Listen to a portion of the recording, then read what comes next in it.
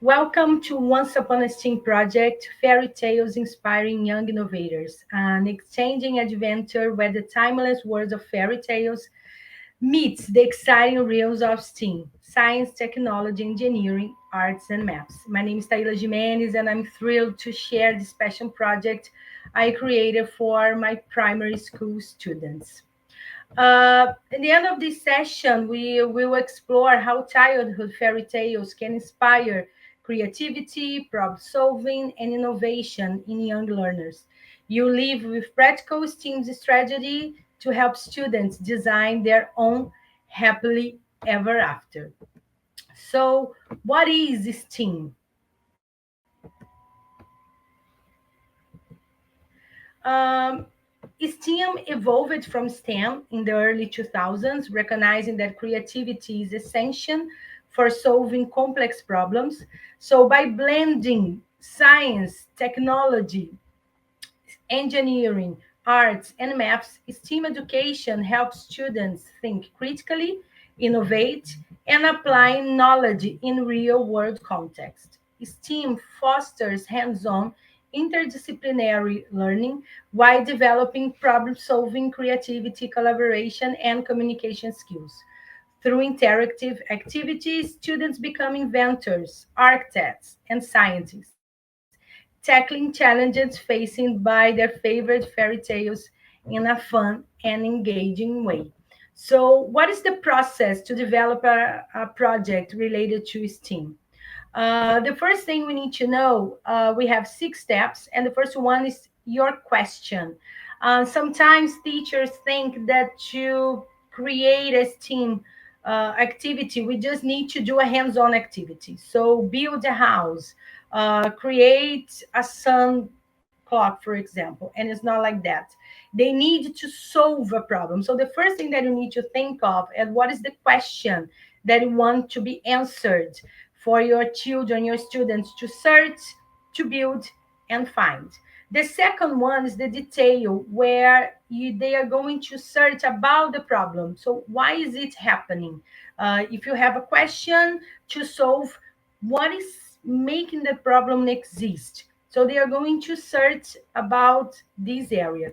And then they are going to the discovery part. They search for the solution.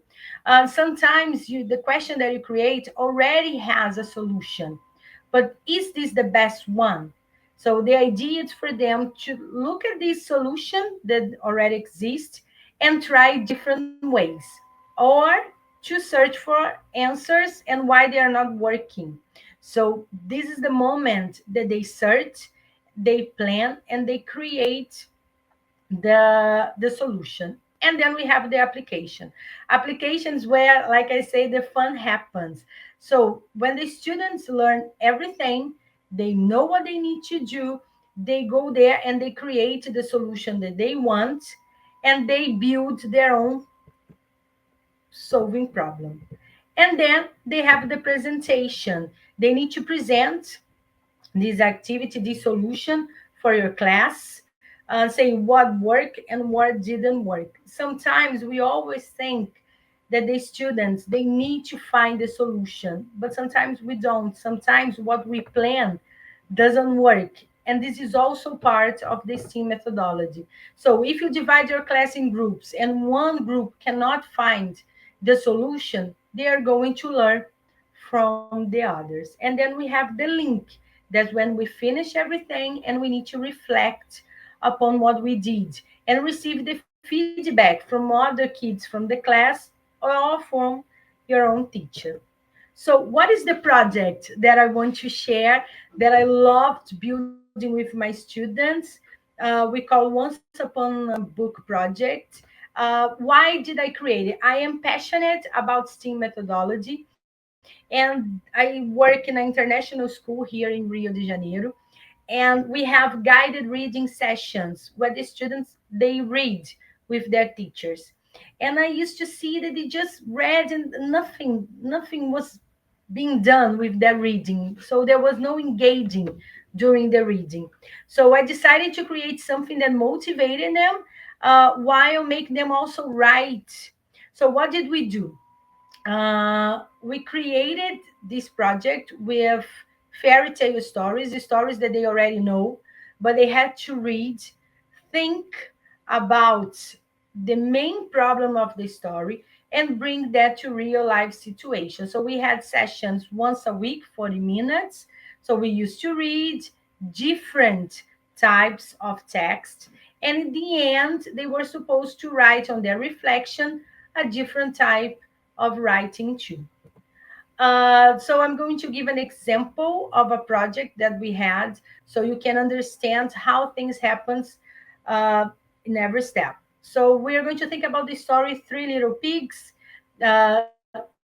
Everybody knows it. There is a problem. The bad wolf goes there and the house go down. So in real life situation, how does it happen? And the children come with the hurricane. So what can we do to solve this kind of problem? We need to build a house that can survive a hurricane. Of course, we have a lot of engineers, architects already searching for these. They already know how to do it. But how are the kids engaged to these problems? How many people suffer with hurricane and they don't even know? So it's also an opportunity for them to work with their empathy because they search and they get to know different people, different realities. So the natural disasters were hurricane. The STEAM activity was to build a house. So they have to write the hypotheses, they need to plan fair tests, and write the conclusion showing the evidence of the experiment. So we go over all the language parts that we have to develop is speaking, listening, writing, and reading. And also, we have a chance to develop the 21st century skills and the global goals. So they could think globally, curiosity, leading projects, critical thinking, problem solving, adaptability, ethical reasoning, and the 11th from the global goals. So, how did they do? In the first lesson, we read the story of the Three Little Pigs, and they come with the idea. What is the problem? The hurricane. So, what is the question? How can we build a house that survive a hurricane? And they start searching for it. So, for example, there are websites like Fox Weather that were reading about the hurricane either what happened, how many people died and everything, because they need to know in real life scenario how things happens. And then, like I said, they search for the solutions they already have, the people already found out. So they have building home and stand strong during a hurricane and explains about different things. And then they need to plan their house. We have here an example from the Twinkle website, My House Design, when as a group they develop the project, what the material they need. So they need to write the list of material. They need to plan how are they going to make that house up and what is the expectation for them. I remember that I took from my house a fan and we turn on the fan in the classroom to check if the house will be standing up. And then the hands-on. So they search, they learn, they make their planning, and then they have the practice. After that, they are expected to build their reflection. Here we also have some examples from Twinkle website. It's an amazing one for resources. And they need to write. So we have some options. Or they write on their own, they get their books and they just write their reflection, what was okay, what wasn't, what they could do to improve their project, what did they learn from the others. Because sometimes we have your project, like I said before, it works well, but not that much. And then you see another group and say, you know what, that's what I should have done. Amazing. That's good. If I do it to my project, it would improve a lot. So this is a way for them to work collaborative. Sometimes when you work in groups for hands-on activity, appears some competition. My group is going to be better than yours. Our house is going to be stronger. And then not the idea of this team methodology, nor what we expect to build from the future of our planet.